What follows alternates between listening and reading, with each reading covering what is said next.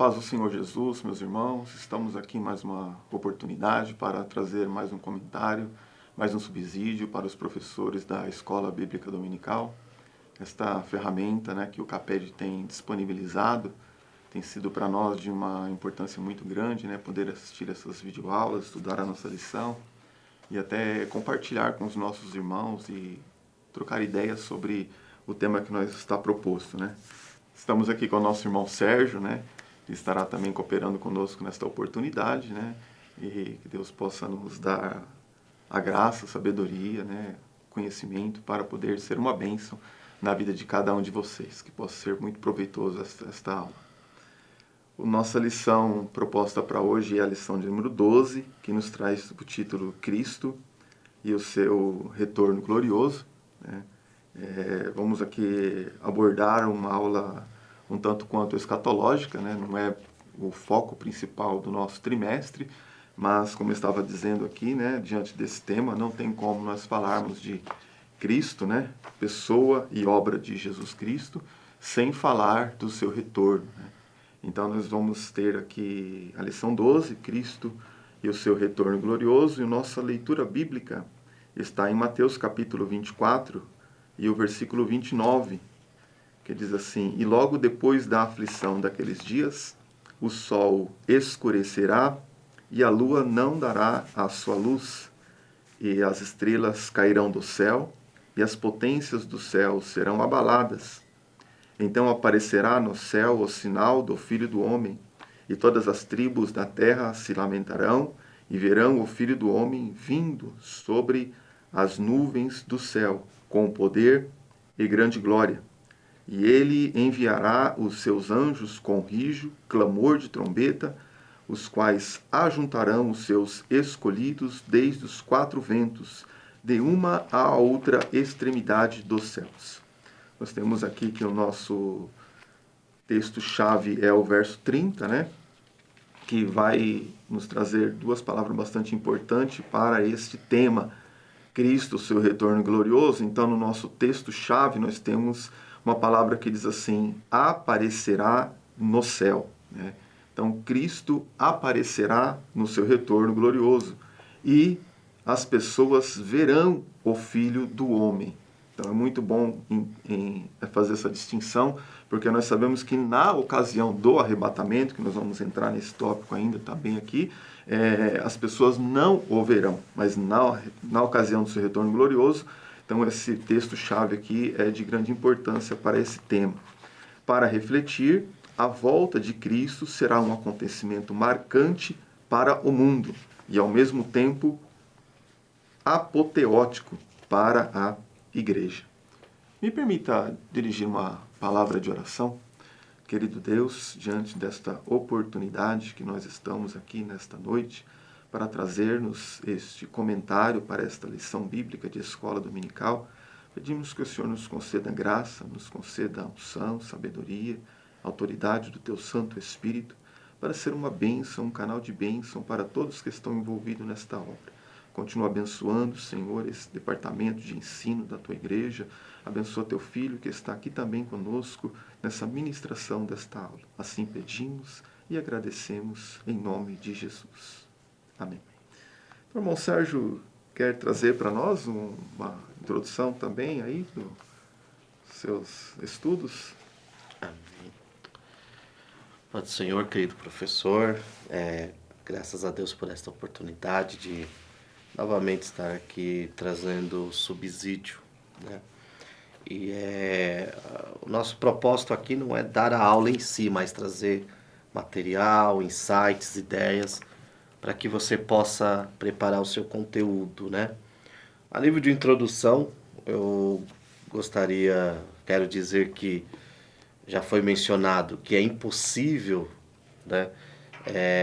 estudar cristologia e não se deparar com uma das divisões da teologia sistemática aí, que é a escatologia, A escatologia, o clímax dela é justamente o retorno de Cristo em dois momentos, No primeiro momento apenas para a igreja, no segundo momento para todos os olhos, E E bem verdade é que o termo escatologia é novo, né? Começou a ser utilizado ali no século XIX, porém, tudo que compõe essa doutrina, que é justamente os sinais que antecedem a volta de Cristo, as profecias em relação à pessoa de Cristo, né, nos últimos tempos, nos últimos dias, as profecias em relação a Israel, as profecias em relação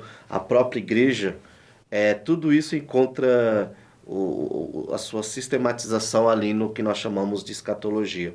Então, penso que junto com a morte de Cristo e a ressurreição de Cristo, este é a terceira base da nossa fé, né? Que é justamente a nossa maior esperança, que é um dia encontrar com Cristo e retornar com Cristo, né? Amém. Primeiro subimos para encontrá-lo e depois retornamos com Cristo de forma gloriosa. E daqui a pouco veremos o que vai acontecer aí dentro da nossa visão, né? Amém. Muito bem. Bem colocado, né? Nesse primeiro ponto aqui, nós não vamos entrar propriamente dito no tema da lição, né? Que o tema é Cristo e o seu retorno glorioso. Então, esse tema, propriamente dito, vai estar no tópico 3. Nós vamos chegar lá, né, com a graça de Deus, que vai falar do retorno glorioso de Cristo. Mas nós temos aqui, então, como primeiro ponto, os sinais que antecedem a vinda de Cristo. Lembrando que nós estamos estudando aqui a teologia sistemática, né, que é a teologia que tem seguido nas Assembleias de Deus. Então, não sabemos o alcance, né, desse material que nós temos aqui em nossas mãos, mas é possível que algumas outras denominações, algumas outras linhas de pensamento não estejam de pleno acordo com alguns comentários que nós vamos colocá-lo. Pedimos que haja um respeito, né? Nós respeitamos algumas coisas, até mesmo porque dentro do tema escatologia ninguém é dono da verdade, né? E muitos assuntos, muitos comentaristas, eles se divergem mesmo entre opiniões, tá certo? Então, os sinais que antecedem aqui a volta de Cristo, eu citei aqui na minha apostila, Deuteronômio 29, né? As coisas encobertas são para o Senhor nosso Deus. Então, quando Cristo voltará, nós verdadeiramente não sabemos. Não sabemos nem o dia e nem a hora em que o Filho do Homem há de vir, né? Mas nós temos o quê? Sinais que antecedem a volta de Cristo. Então, nós podemos estar com a nossa atenção voltada para estes sinais, né? Até mesmo porque a palavra de sinais que antecedem a volta de Cristo está com base no versículo de número 3 de Mateus capítulo 24, né? Porque os discípulos, eles fizeram uma pergunta para Jesus, né? Quando acontecerão estas coisas e que sinal haverá da tua vinda e do fim dos tempos? É uma pergunta aqui que precisava ser dividida em 3 pontos aqui e que levaria muito tempo para se discorrer sobre a resposta dessa pergunta. Mas dentro do que está proposto para nós nesse primeiro tópico, é essa pergunta que eles fizeram: que sinal haverá da tua vinda? Vamos deixar o sinal do fim do mundo para uma outra ocasião, né? Porque aqui a pergunta ela foi muito abrangente, mas vamos entender aqui que sinal haverá da tua vinda. E então foi proposto para nós aqui alguns sinais na nossa lição. O comentarista teve a graça de Deus de colocar essa lição de uma maneira simples, bem clara, em que talvez uma pessoa que possa dizer: eu li o Apocalipse 2 vezes, não tive compreensão. Se você fizer uma leitura cuidadosamente desta lição, você vai ter uma compreensão muito clara acerca desses acontecimentos. Então está muito bem colocado aqui para nós, isso nos ajuda a estarmos diante das nossas classes. E aqui vai discorrer sobre alguns sinais, né, que antecedem a volta de Jesus. Como nós não sabemos o dia e a hora, nós precisamos então estar atentos a estes sinais, né? Todos nós sabemos que sinais servem para advertência, servem para nós nos orientarmos, né? Não ficarmos perdidos, ficarmos advertidos, e sinal também é a garantia de que aquilo irá acontecer, né? Temos aqui sinais catastróficos, que muito se tem visto nos dias atuais, né? Não precisamos colocar aqui, sinais que muitos têm visto, que nós presenciamos nesses últimos anos, foi a Covid, né? Um sinal catastrófico que foi uma perca muito grande para a população. E um detalhe que eu peguei quando eu estava estudando sobre a questão da Covid é que em dados mundiais de morte de Covid é 0,18% da população mundial. Então, parece que morreu muita gente, né, 0,18% da população mundial, mas se esses números forem levados em consideração a era apocalíptica ou a era da grande tribulação, onde nós vamos ter 1/3 da população morrendo, é muito maior do que as pessoas que morreram de Covid. Então, se você viu a Covid, se você viu muita gente morrer de Covid, fica firme com Jesus. Não queira passar pelo período da grande tribulação, porque a porcentagem é muito pequena. A palavra vai falar de 1/3, né? E nós tivemos aí 0,18% de população mundial morrendo de Covid, né? Não, é bem interessante isso que você colocou, porque tem um livro do saudoso Severino Pedro, pastor Severino Pedro, chama-se Escatologia, Doutrina dos Últimos Tempos, e eu acho interessante que ele fala justamente o que o irmão já disse, que os sinais eles servem como alertas, mas ele faz uma divisão muito interessante, colocando quais são os sinais que servem de alerta para a igreja e quais os sinais que servem de alerta para os não crentes. Todo sinal é para a igreja? Não, né? O comentarista coloca aqui sobre os sinais na natureza, catástrofes naturais. São sinais que não são para a igreja, são sinais para o ímpio. É tanto que é comum, diante de uma situação, de uma tragédia, de uma catástrofe, aqueles que não conhecem a Cristo dizer é o fim do mundo, né? Meu Deus, o mundo está se acabando. Então, veja que é um próprio sinal, né? E claro, é um sinal também que a natureza, assim como os filhos de Deus, estão ansiosos pelo o dia da redenção, né? O dia do retorno de Cristo. E daqui a pouco, num momento certo, falaremos sobre isso, né? Nós temos o surgimento de pragas, como o irmão bem colocou, né? O Covid, ele foi um grande sinal, eu diria, por mais que a igreja como um todo tenha se assustado, e permita-me, o irmão, eu acho que é interessante o professor trazer isso, até de forma, alguns cristãos se desesperaram até de forma descontrolada, porque essas pragas, as pestes, as doenças são sinais para o ímpio. Lembro-me que durante esse período de pandemia, muitos cristãos falando, agora Jesus volta. E eu sempre dizendo, Jesus não volta agora. Porque se você também estudar ali o próprio discurso de Jesus, ele vai falar que vem tudo isso, né, todos esses sinais como princípios de dores, e quando eles estiverem dando-se em casamento, né, tiver um dia em paz, comum, todo mundo trabalhando, aí sim vem o fim, né? Nós vemos, e quais são os sinais que são para a igreja? O aumento da iniquidade que faz esfriar o amor. Isso é um sinal para a igreja. Então, eu tenho que olhar e falar, opa, Jesus está voltando, eu tenho que me preparar, eu preciso retornar ao primeiro amor. É quando eu vejo a iniquidade aumentando dentro da igreja a ponto de esfriar o amor dos irmãos. A perseguição aos escolhidos é um sinal para a igreja. Por quê?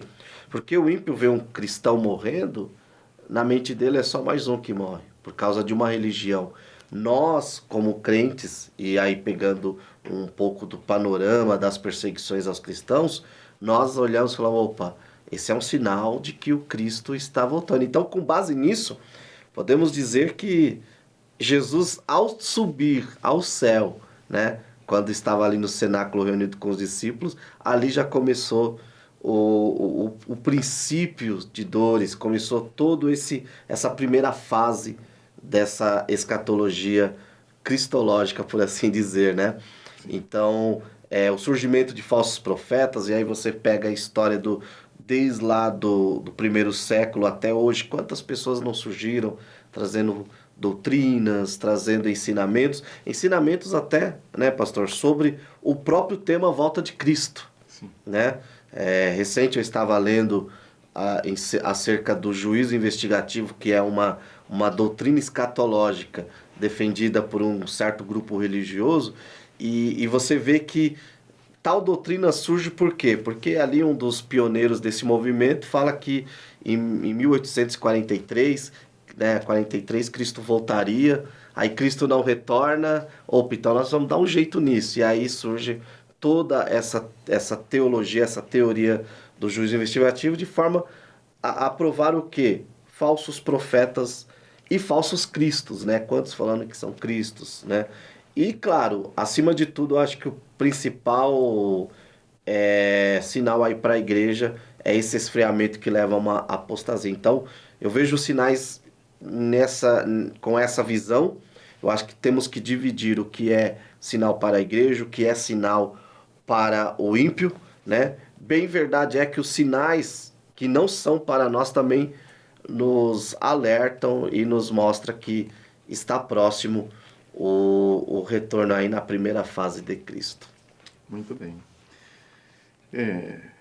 Nesse ponto aqui, esfriamento espiritual, queria que o professor considerasse Lucas 17:32, porque foi Jesus quem disse: lembrai-vos da mulher de Ló. Né? Então, se Jesus pediu para lembrar, era porque tinha algum propósito. Né? Então, parece que ela achou que a saída de Sodoma poderia ter sido adiado ou não era tão necessário para a vida dela. Então, nós como cristãos devemos entender que a volta de Cristo, ela é sim necessária e muito importante para a nossa vida espiritual e não pode ser adiada. Né? Então, Jesus disse para lembrar-vos da mulher de Ló, Lucas 17:32 e Lucas 17:26.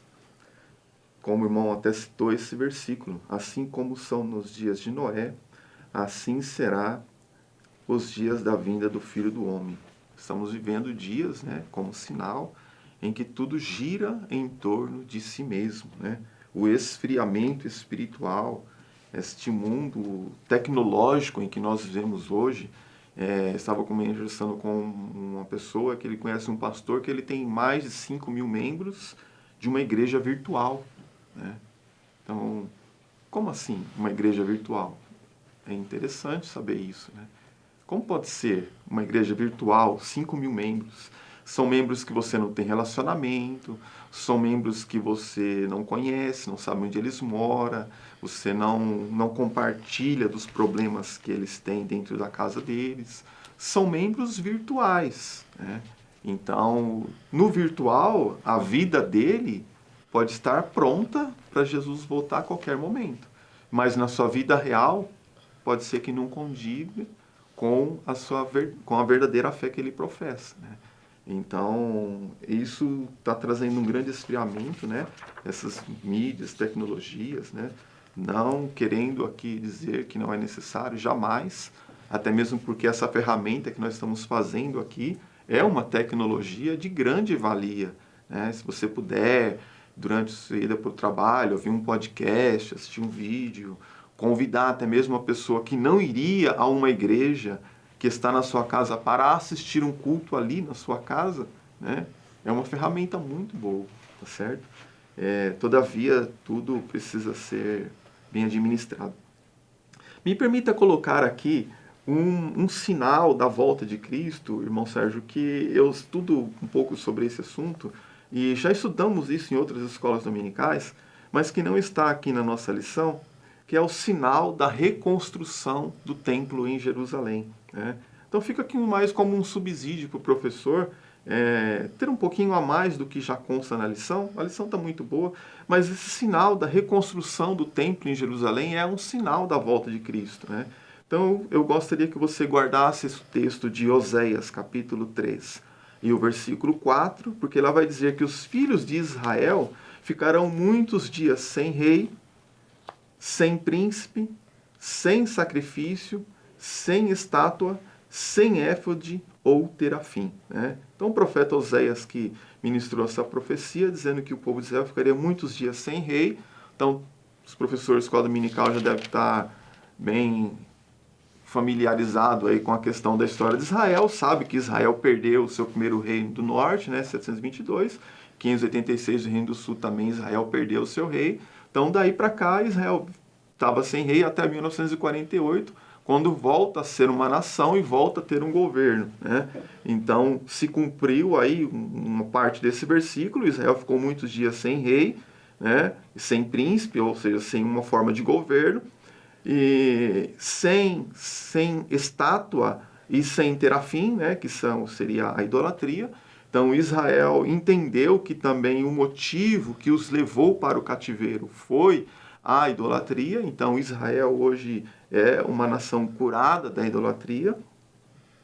Entretanto, nesse mesmo versículo diz que ficaria muitos dias sem sacrifício e sem o éfode, né? Então, o sacrifício está ligado ao quê? Está ligado ao templo. O éfode está ligado à vestimenta sacerdotal. Então, existe o Instituto Bíblico, Instituto do Templo, né? Um assunto muito gostoso de se estudar, se você tiver oportunidade.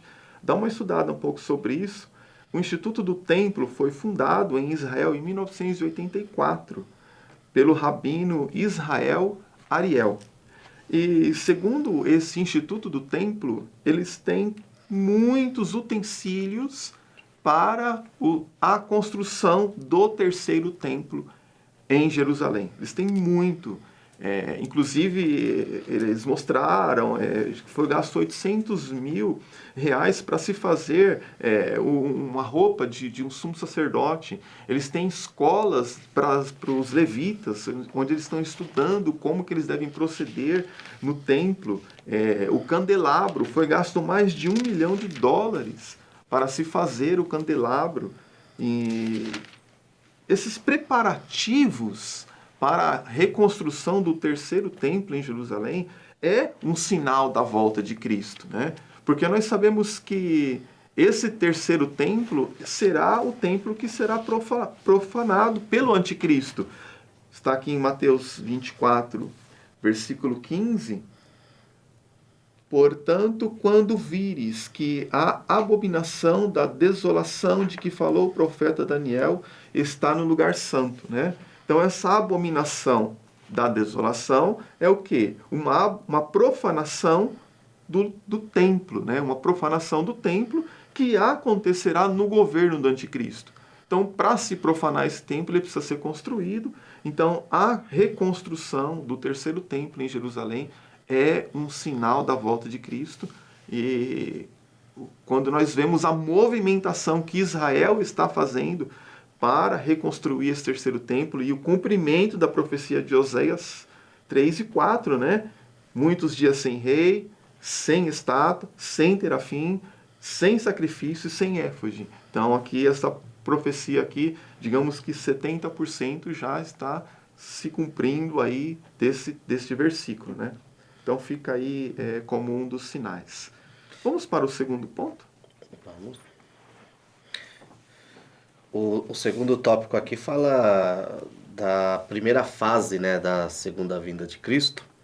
E aqui só a nível de introdução, como o próprio pastor Jurandir colocou, talvez esse vídeo alcance pessoas que pensem diferente, né? Mas aqui nós estamos trazendo uma visão que nós, assembleanos, cremos, né? Historicamente, nós somos aí o que eles chamam de pré-milenistas, né? Que é uma das escolas que interpreta justamente a volta de Cristo em duas etapas. A primeira é apenas para a igreja, que é essa primeira fase, né? Que é a fase pós princípios de dores, né? Nós cremos que a igreja não passará pelo que eles chamam de grande tribulação. Por quê? O Severino Pedro, no seu livro de escatologia, ele fala que todos esses sinais, todos esses princípios, todas essas dores, é dividido em duas etapas. Os princípios de dores, que é o que nós estamos passando agora, né?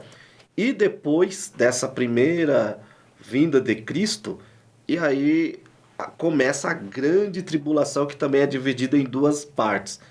3 anos e meio ali de paz, e depois 3 anos e meio onde o anticristo revela todo a sua verdadeira face e traz aí o seu grande propósito, que é justamente profanar esse templo.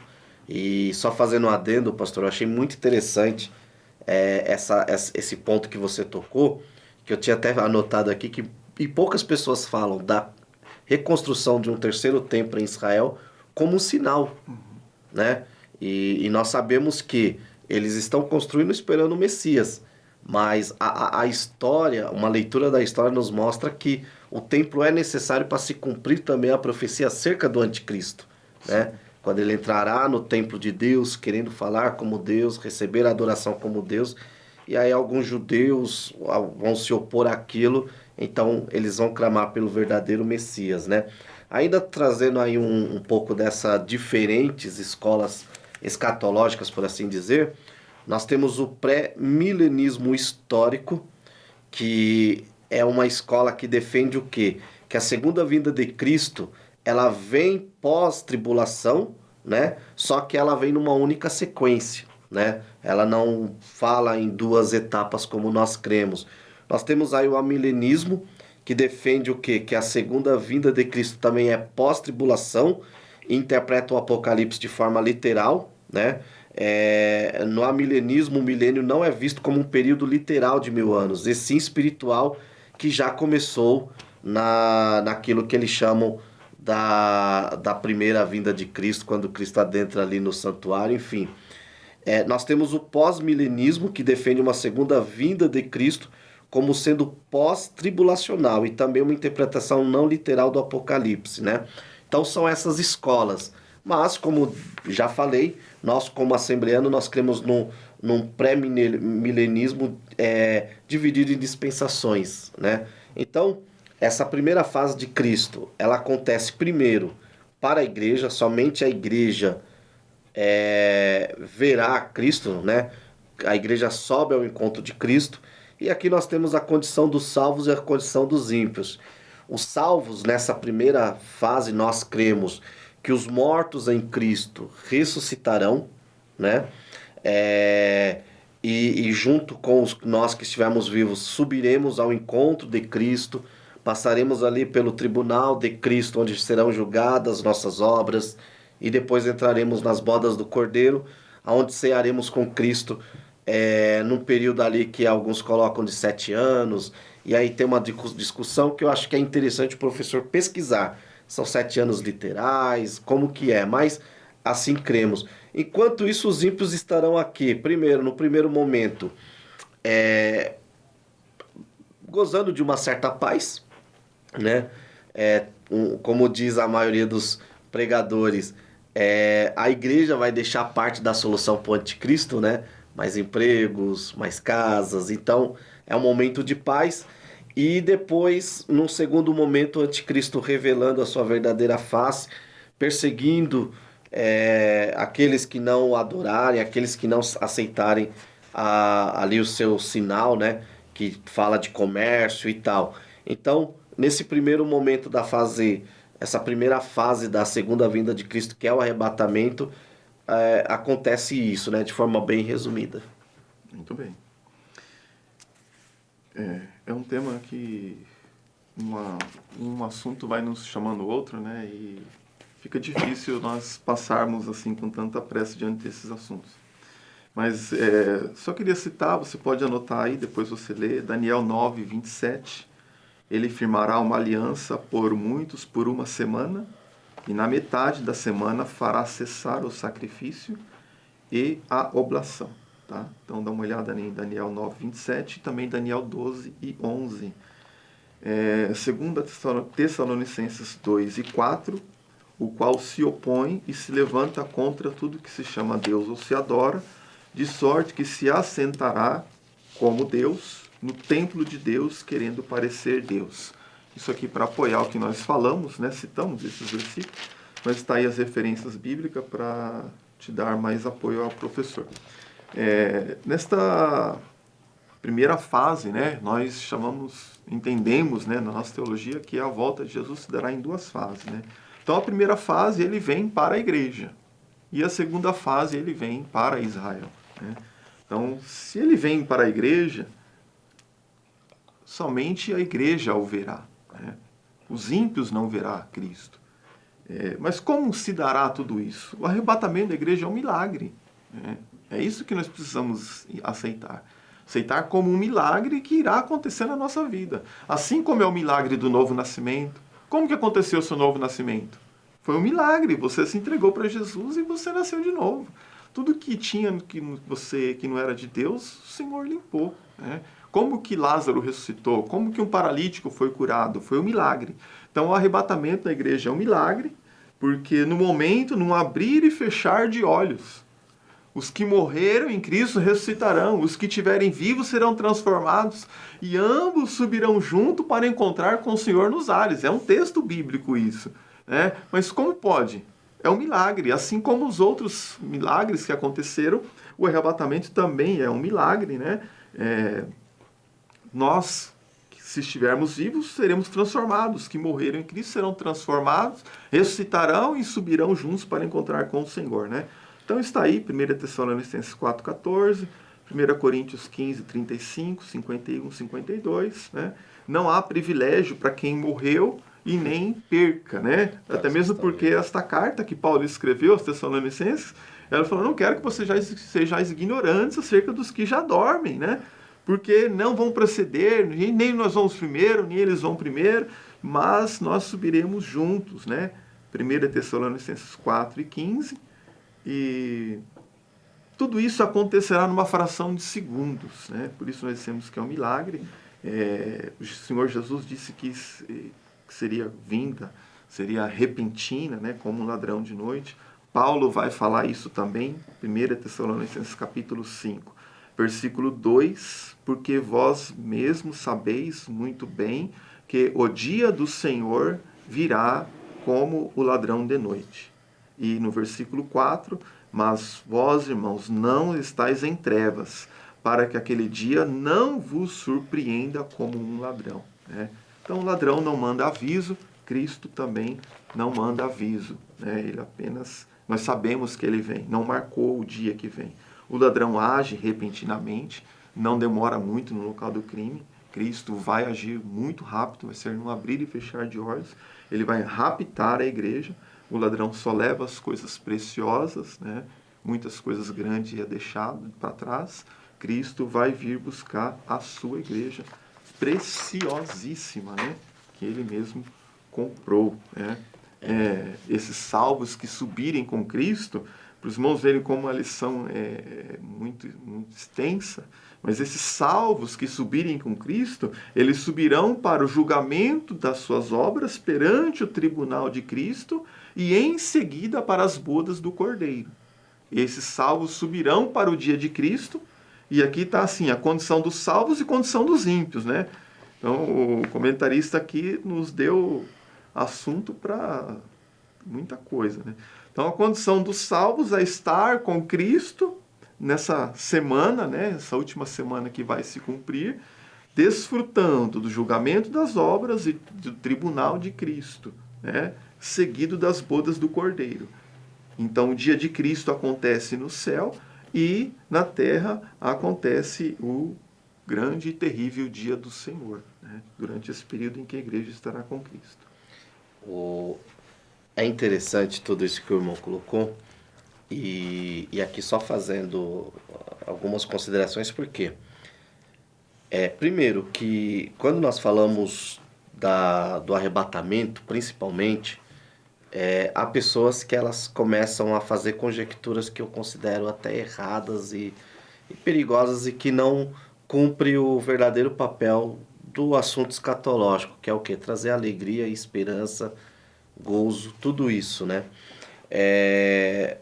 Mas dentro dessa pequena parte aqui, pode surgir alguns temas, subtemas, por assim dizer, que vão com certeza exigir um pouco mais de você, professor, né?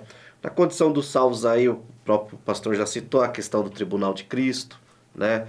Claro, não é o objetivo, mas eu acho que e penso que o professor tem que estar preparado para trazer ali de forma panorâmica o que é o tribunal, o que vai ser julgado e deixar bem ciente que esse tribunal de Cristo não é para condenação, é para obras, para galardão, né?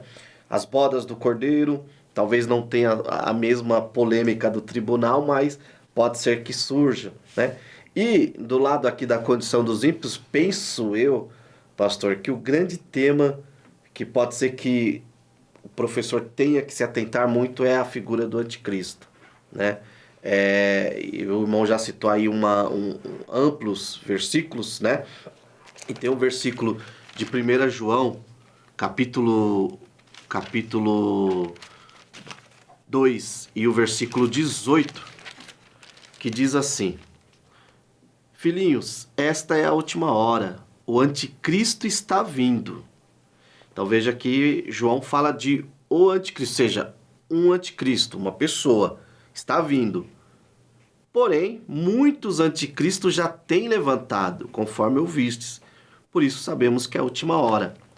Então, eu acho que o professor tem que ter o cuidado para não ficar conjecturando. Por quê?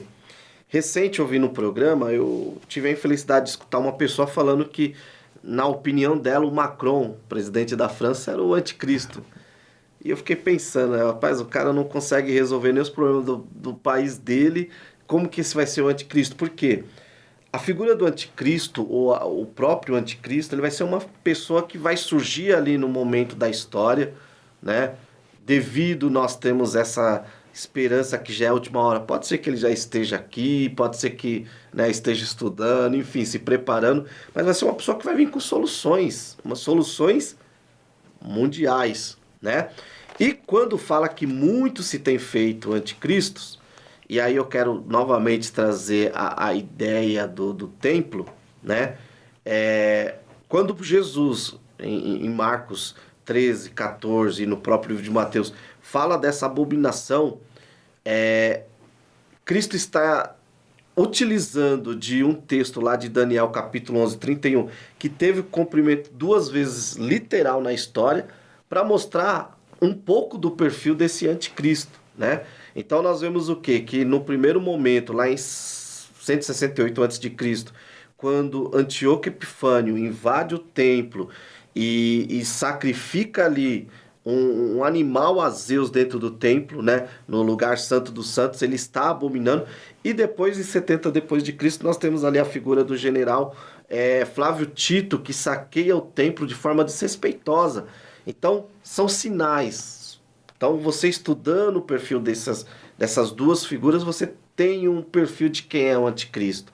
Uma pessoa que com certeza que vai influenciar, uma pessoa que tem ali certos poderes, né, tanto políticos como militares. Então, eu penso que você, professor, tem que estar preparado para que, de repente, pode ser que surja ali no meio dos seus alunos dúvidas quanto a esse tema. Lembrando que não é o ponto principal ou a tônica da aula, porque a tônica da aula é como disse bem o pastor, a partir do terceiro parágrafo, né, que começa assim o tema em si, que é o retorno glorioso de Cristo. Nós teríamos aqui o tema está no terceiro tópico da lição, né? A segunda fase, o retorno glorioso, né? Nós falamos de muitas coisas aqui e precisaria um pouco mais de tempo aí para você estar meditando, né? É bom sempre ler alguns textos da Bíblia, mesmo que você conheça esses comentários e relembre de alguns deles, é bom dedicar um pouco de tempo à leitura do texto na Bíblia, né? Eu acho que isso é bastante importante, né? Só colocando aqui, eu falei da ressurreição dos salvos, que vão ressuscitar para subir e encontrar com o Senhor. Na ocasião do arrebatamento da igreja, o mundo não verá Jesus Cristo vindo. E também não haverá ressurreição de ímpios, né? Eles não ouvirão o som da trombeta tocar, do anjo tocando a trombeta e os cristãos subindo. O mundo não verá isso, né? O mundo vai sofrer como quando se chega numa casa e se constar que o ladrão esteve ali e levou alguma coisa. Então o mundo vai ter esse sentimento, né? E muito bem colocado, eu também tenho esse pensamento que com o arrebatamento da igreja, o anticristo vai ter material de sobra para trabalhar na administração de muitas coisas, né, em questões sociais e financeiras, né? Quantos cristãos deixarão seus cargos, os seus patrimônios aí, né? Muitas vagas de emprego vão surgir, tá certo? Então, diante desse segunda fase, né, do retorno glorioso, segundo nós entendemos o nosso pensamento, né, nós que somos pré-tribulacionistas, entendemos que a igreja não passará pela tribulação. Esse retorno glorioso de Cristo é a segunda fase da sua vinda, né, em que Cristo virá para a nação de Israel, né? Primeira fase ele vem para a igreja, somente a igreja verá, e nesse retorno glorioso ele vem para a nação de Israel. Então está colocado aqui o nosso texto-chave, né? Muito bem claro, eu já disse isso no começo, aparecerá no céu, todos os olhos o verão, né? Tem também Apocalipse 1:7, eis que vem com as nuvens e todo olho o verá, né? Todo olho o verá, tá certo? Então, isso acontecerá no retorno glorioso de Cristo, não no arrebatamento da igreja. Então, ele vem para a nação de Israel, por quê?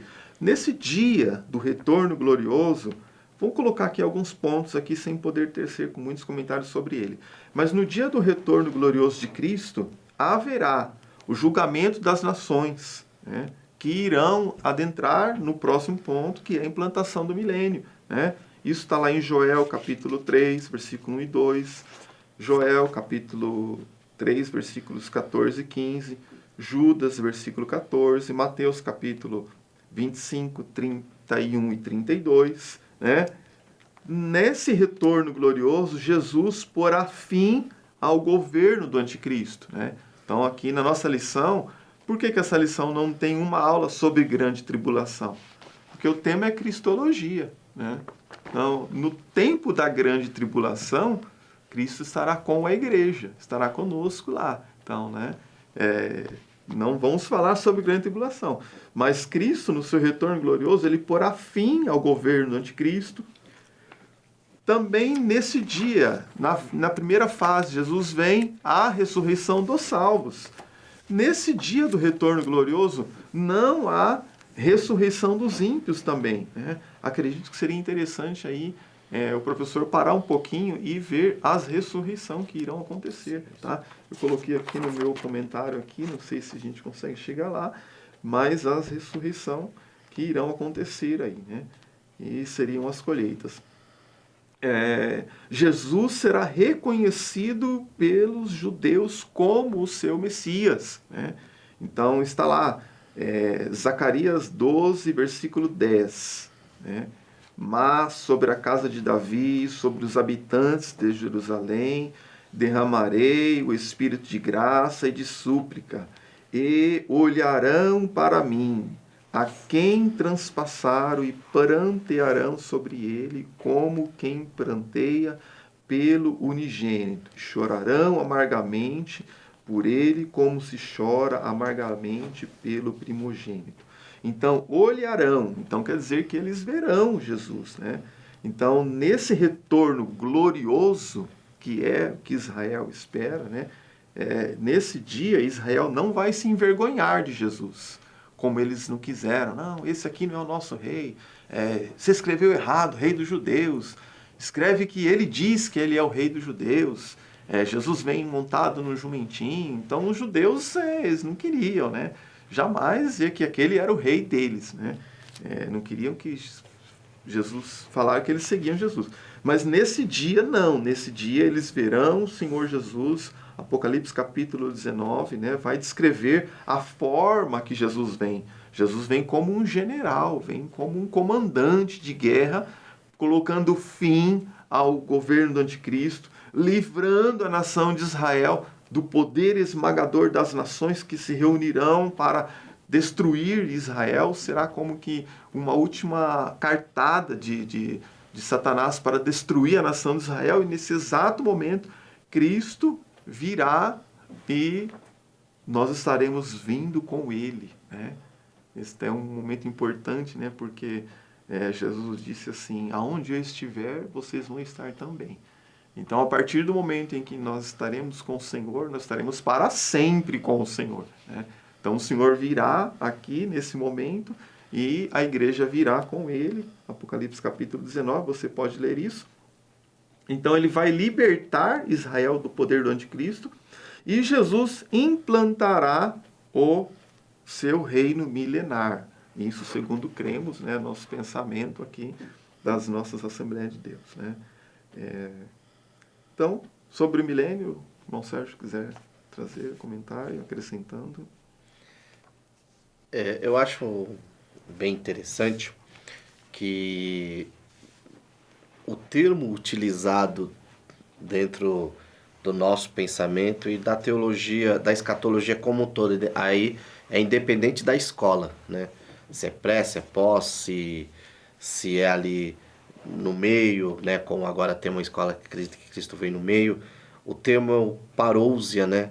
Que é um termo técnico, né? Usado principalmente no grego clássico, helenista, que trazia a ideia da chegada de um imperador, de um rei, de um general. O termo era usado para essas três categorias: a chegada de um imperador, de um rei ou de um general. Então, o próprio termo em si, e o que está também lá em 1 Tessalonicenses 4,16, que fala do grande brado, né? Que a palavra grega ali é keleusma, que quer dizer ordem, grito, comando, convocação, transmite a ideia do que?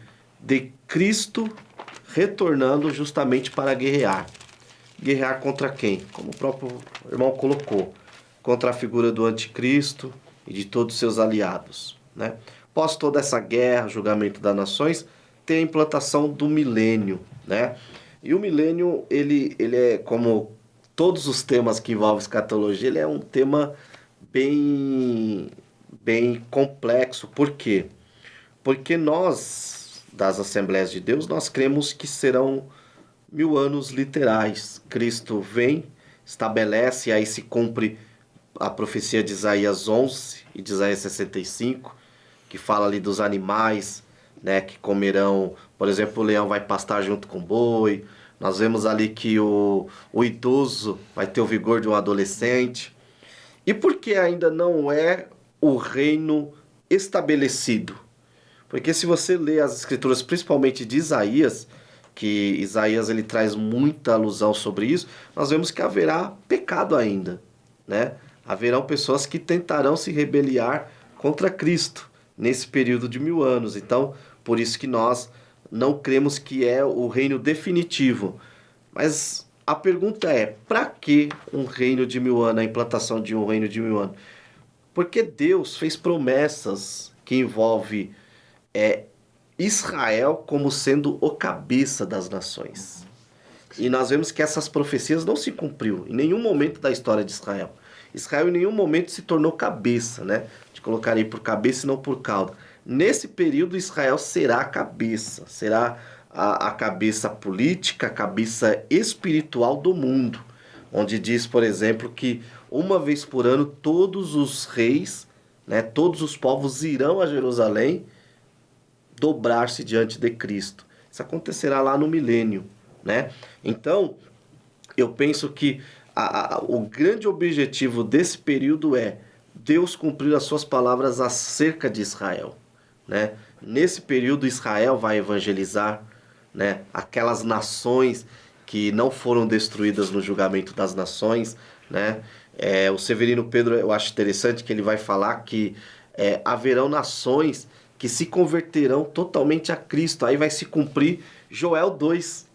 E derramarei do meu espírito sobre toda a carne. É aqui que vai se cumprir parte disso. Por quê? Porque será um verdadeiro avivamento. As nações vendo Israel como cabeça e aquela conversão nacional de Israel, muitas nações se converterão também a Cristo, né? Por outro lado, nós vemos que a própria escritura, principalmente de Isaías, mostra que haverá nações que vão ali planejar já uma rebelião que vai acontecer, que é no final do milênio, onde haverá uma última rebelião ali de Satanás, que algumas nações, algumas pessoas que nasceram no período do milênio vão mais uma vez intentar contra o Cristo, o Filho de Deus. Mas eu penso que o professor tem que se atentar a isso. Qual que é o objetivo? O objetivo é Deus cumprir em Israel as suas promessas. E eu vejo, pastor, aqui uma coisa fantástica. Deus não esquece das suas promessas. Sim. Porque tudo que Israel fez, a forma que Israel rejeitou o Cristo, Deus poderia muito bem falar, não vou cumprir nada o que eu prometi para Israel. Uma nação de reis, uma nação sacerdotal, uma nação que vai ser cabeça das nações. Mas Deus faz questão de cumprir porque é a palavra dele. Eu vejo isso de forma gloriosa. E claro, e a igreja estará ali, como você falou, de forma gloriosa. O Severino Pedro, no seu livro de escatologia, ele fala que nesse período a igreja vai ter acesso ao céu e à terra. Unicamente a igreja. Israel não terá esse direito. Por quê? Porque esse acesso ao céu é um privilégio unicamente da igreja, corpo de Cristo. E aqui nós estamos falando de uma nação, Israel, que vai se render ao Cristo, mas não participará de algumas bênçãos que a Bíblia fala que é reservada para a igreja. Como a igreja não vai participar de algumas bênçãos que são reservadas para Israel. Então, o milênio é um ponto assim onde Cristo vem cumprir muitas das suas promessas direcionadas à nação de Israel.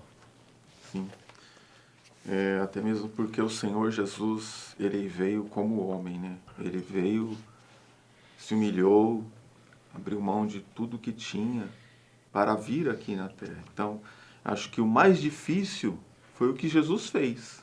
Vir como homem e aniquilar tudo que tinha. Aniquilar todo o seu poder, todo o seu trono de glória, onde ele estava, ele aniquilou tudo isso. Então isso foi mais difícil. Agora, para ele vir reinar, acredito que está muito mais fácil, né? Então, o Senhor vai cumprir, sim, essas profecias, são muitas palavras proféticas, né? Que se cumprirá Israel, Jerusalém será a capital do governo de Cristo, né?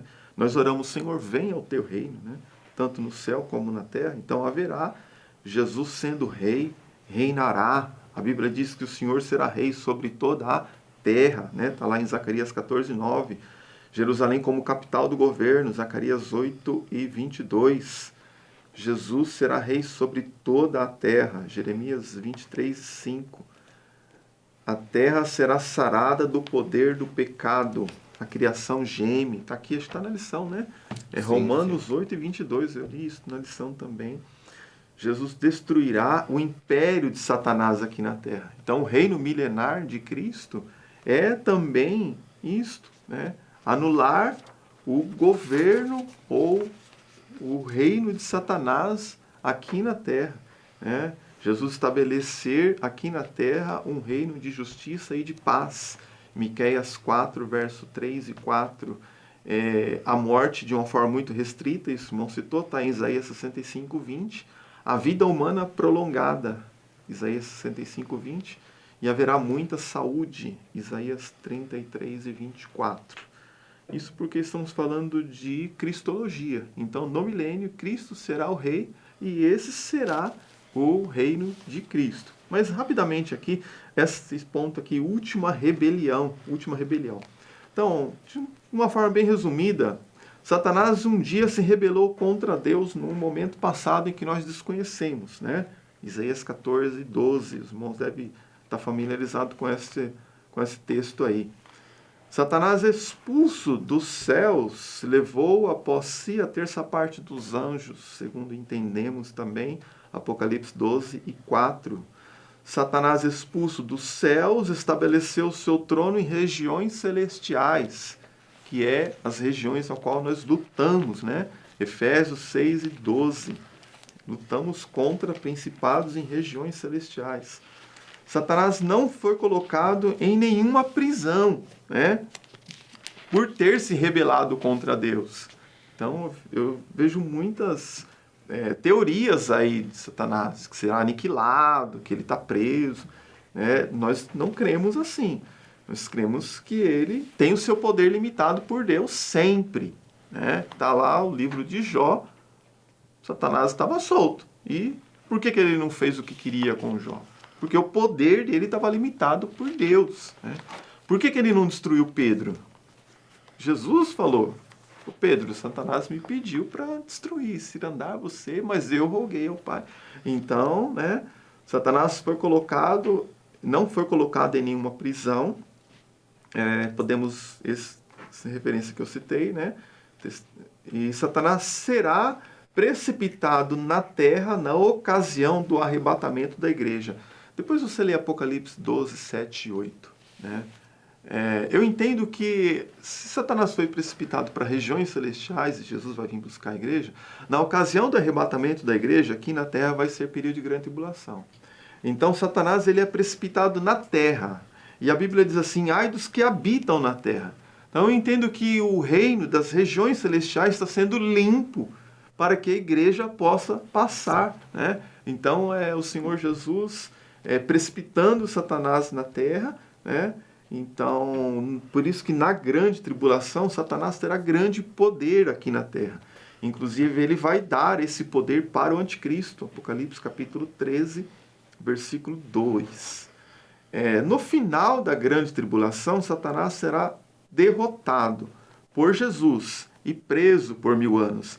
Então, aqui fala da última rebelião, né? Porque a gente estava aqui no ponto anterior, que era o milênio, em que Satanás estava preso por 1000 anos. Né? Apocalipse capítulo 20, do 1 ao 3. Mas nós sabemos que, lendo esse texto, que após os 1000 anos ele será solto e sairá para enganar as nações. Né? Apocalipse capítulo 20, versos 7 e 8. É um pouco difícil, às vezes, a gente compreender isso, porque no reino milenar de Cristo não haverá o poder de Satanás de enganar as pessoas, né? E num governo tão bom como a gente citou aqui, né? E de repente, né, Satanás é solto e ele engana as pessoas. Como ele engana?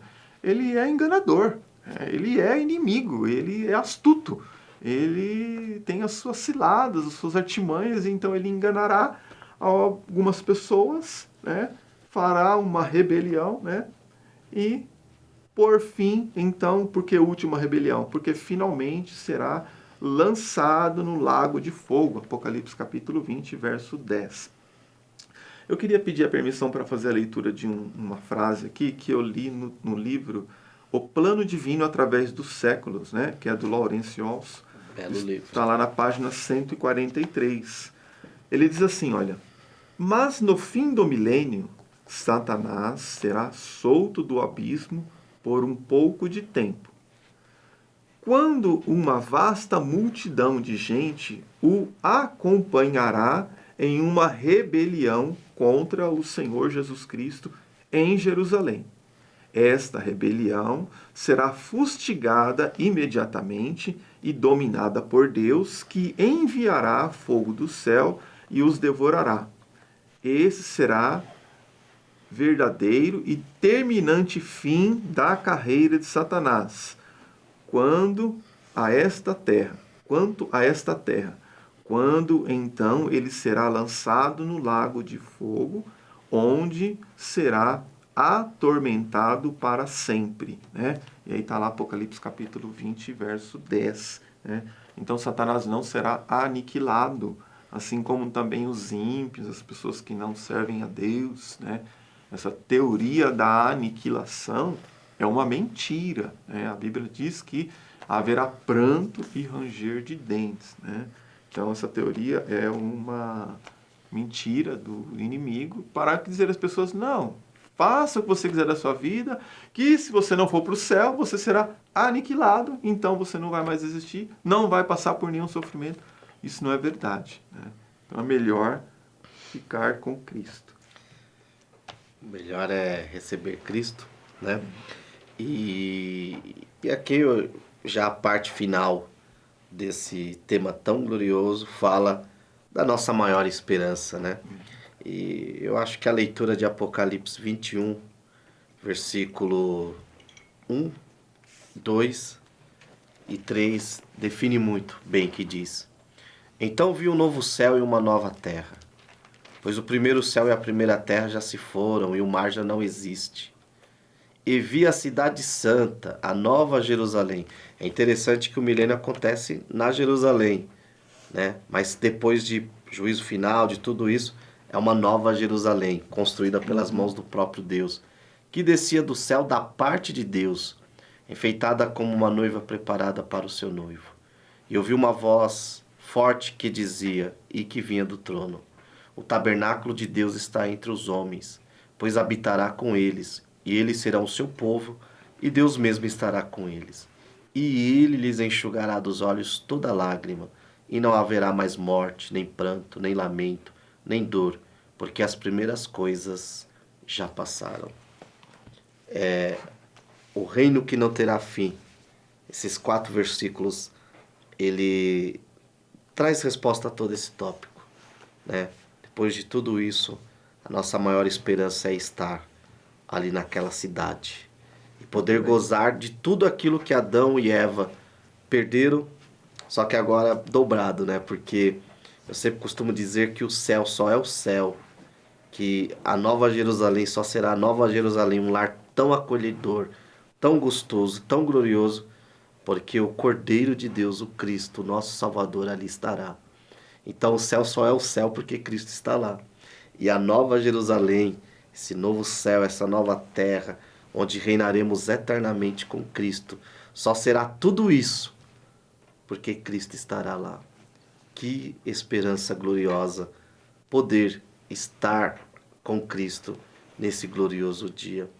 Por outro lado, infelizmente, também a realidade é triste dos que rejeitaram, né? Uma eternidade de tormento. E permita-me, professor, eu acho que é o momento de você trazer para o seu aluno uma reflexão que eu sempre falo para os alunos lá na congregação que eu leciono. Nós às vezes temos muito medo, o ser humano tem muito medo de ir para o inferno, mas eu penso que pior do que o inferno, eu acho que é aí a grande tormento desse lugar horrível que será o Lago de Fogo, é você estar ali em consciência, sabendo que enquanto você passa uma eternidade ali longe de Deus, e eternidade não tem como medir, não tem fim, na Cidade Santa, em algum lugar, tem pessoas que estarão passando uma eternidade desfrutando da presença de Deus. Então, que possamos trazer essa reflexão tão gloriosa e ao mesmo tempo tão séria, que é o retorno glorioso de Cristo. Findando aqui, então, nossos comentários, colocando aqui como o reino que não terá fim, no final do milênio, haverá, então, a segunda ressurreição, né? O grande trono branco e o juízo final. Então, tudo isso são tópicos que ainda não foram estudados ainda nessa lição, mas que é a continuação de tudo isso que a gente estava fazendo aqui, uma linha de raciocínio, né? E nesse juízo final, o juiz será Jesus. Por isso que a gente está estudando dele aqui. E hoje ele está como nosso advogado. Então, se você quiser tê-lo como advogado, o momento é esse, a hora é agora, né? Posso concluir essa lição dizendo que a igreja espera o arrebatamento, né? Então, saber que Jesus Cristo vem é uma máxima para nós. Precisamos sim saber. Eis que ele vem, eu voltarei para mim mesmo, voltarei, vos levarei para mim mesmo, para que onde estiver vocês vão estar também. Mas também saber que ele vem em breve, né? Então tem muitos aí que estavam dizendo, meu Senhor tarde virá, né? e começou a viver uma vida de qualquer maneira, né? Então, saber que Ele vem e saber que Ele vem em breve. E precisamos estarmos preparados para este dia, para este encontro. É isso que nós, como Igreja do Senhor, aguardamos, encontrar com o Senhor. Muita coisa que nós dissemos aqui pode não ser como nós colocamos, né? Eu posso estar equivocado aqui de alguma coisa, o irmão Sérgio também. Mas isso não é pensamento meu, o que ele falou também não é pensamento dele. Nós seguimos uma linha de pensamento de algumas pessoas teólogos que estudaram muito, mas que mesmo assim eles podem sim estar enganados. Todavia, o que nós não podemos estar enganados é quanto à salvação da nossa alma. É quanto este retorno de Jesus Cristo e a nossa estadia eterna com Ele. Tá certo? Então você, professor, aproveite bem esta lição, medite nisso, esteja preparado para responder com mansidão a forma de doutrina a qual você foi entregue. Se porventura a sua denominação segue uma outra linha de pensamento, esteja preparado então para esclarecer acerca da doutrina a qual você tem seguido. Amém? Que Deus em Cristo os abençoe, que vocês possam tirar um bom proveito desse pequeno comentário, né? É apenas um pequeno subsídio, mas ore a Deus, leia a Bíblia, estude um pouco mais, pesquise alguns livros, e Deus certamente vai estar abençoando você neste domingo, onde você estará ministrando esta escola bíblica dominical. Também, a fim de concluir, quero dizer que foi muito bom mais uma vez estar aqui com o irmão e dizer que Cristo breve voltará e que nós devemos amar o retorno de Cristo. Por que ele não retornou ainda? Está nos mistérios de Deus, mas penso, e ficar aqui uma breve reflexão, que um dos motivos é porque nós não amamos o seu retorno glorioso, não amamos a sua volta. Nós usamos o arrebatamento da igreja como uma fuga para os problemas, né? Tá tudo bem, eu não lembro que Jesus vem. Agora acontece qualquer coisa, uma pandemia, ora vem Senhor Jesus. E não deveria ser assim. Nós devemos amar o dia do Senhor, amar a volta de Cristo. Quero indicar alguns livros para os irmãos. Escatologia, Doutrina dos Últimos Dias, do Severino Pedro. O Plano Divino através dos Séculos, que é um livro fantástico também, né? Uma boa teologia sistemática, tem uma teologia sistemática pentecostal, que é muito boa. O Ciro Sanches, ele disserta ali sobre vários temas da escatologia, né? Enfim, e acima de tudo, como bem colocou o pastor, a Bíblia.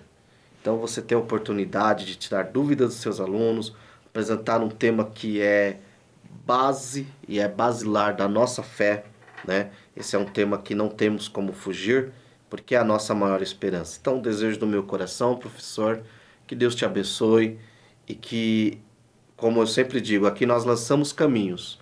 Foram lançados muitos caminhos, né? Várias fontes para você pesquisar.